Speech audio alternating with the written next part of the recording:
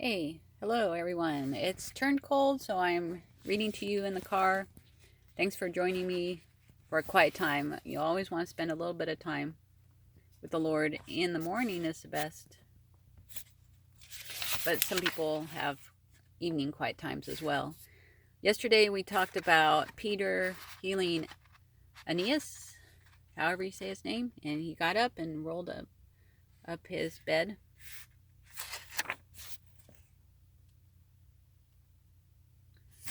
Jesus Christ heals you. Go, get up and roll up your mat.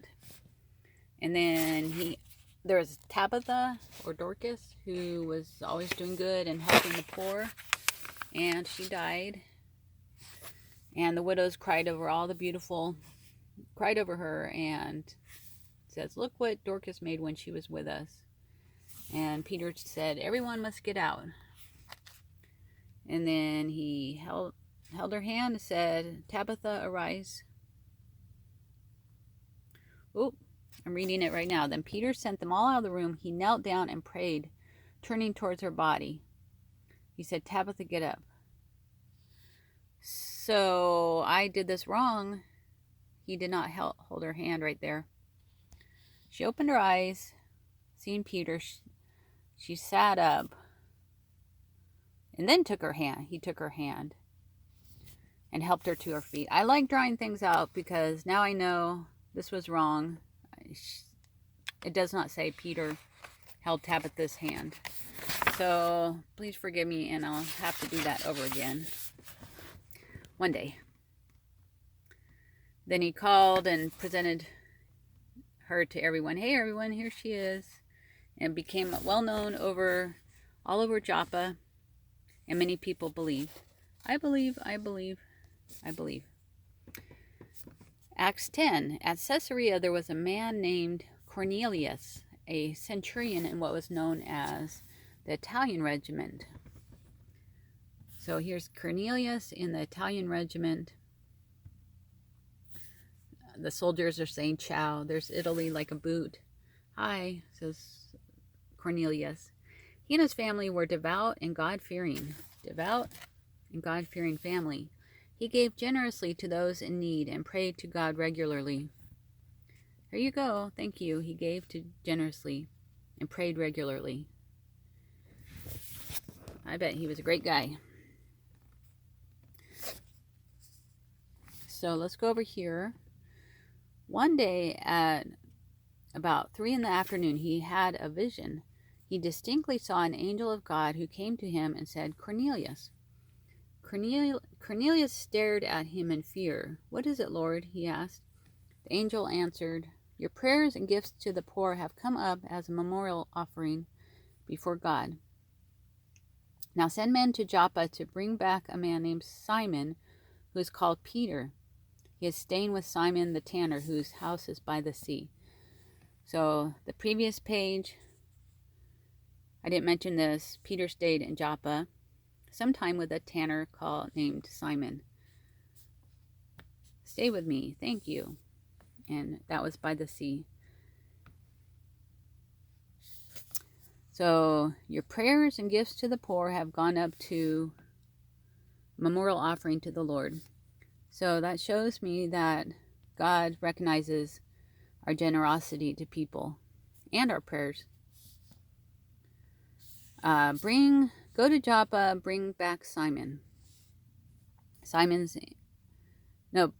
Peter. Bring back Simon Peter. He's at Simon the tanner's house by the sea.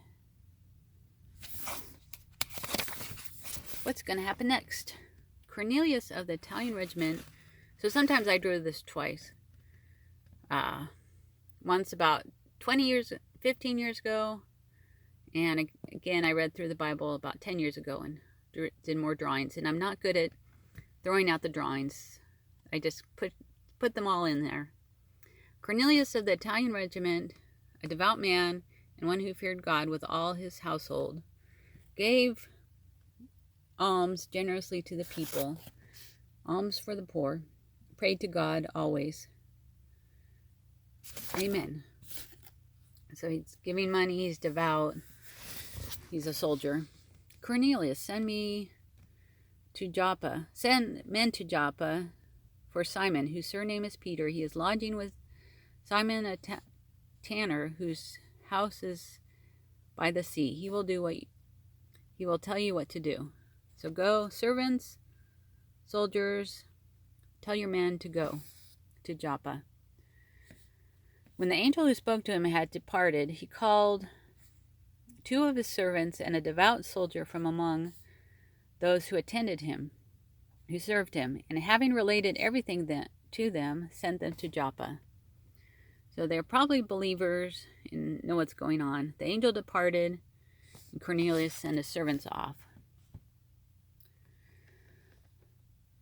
About noon the following day, as they were on their journey approaching the city, Peter went up on the roof to pray. So Peter went up to pray. The 2 servants and the soldier on their journey approaching the city, looking for Peter. He became hungry and wanted something to eat. And while the meal was being prepared, he fell into a trance. He saw heaven opened and something like a door, a large sheet, being let down to earth by its 4 corners. It contained all kinds of 4-footed animals, as well as reptiles and birds. Then a voice told him, "Get up, Peter, kill and eat." So Peter's in a trance while the food is being prepared. And he sees a sheet. I need to show you a sheet. I used to teach ESL, and it's good to show realistic things. I need to get out a sheet. And a voice told him, a sheet with 4-footed animals, reptiles, and birds, said, "Get up, Peter, kill and eat." "Surely not, Lord," Peter replied. "I have never eaten anything impure or unclean."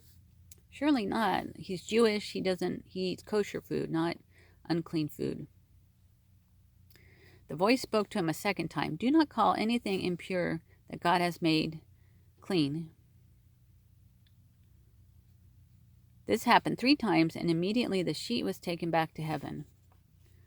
So that he said this 3 times and then taken back to heaven. Do not call anything impure that God has made clean. So this is the Bible verse that says, for Jewish people, unclean food can be clean and be eaten. So now you can eat pork or seafood. Acts 10:19. So we're getting a little late. I'll go ahead and stop. While Peter was still thinking about the vision, the men sent by Cornelius found out where Simon's house was and stopped at the gate. Then called out, asking if Simon, who was known as Peter, was staying there. "Simon Peter staying here?" The men sent by Cornelius. And Peter is still thinking about the vision. So let's talk about Cornelius more tomorrow. I hope you have a good, blessed Monday and wake up. I know Mondays are hard. Take care now. God bless.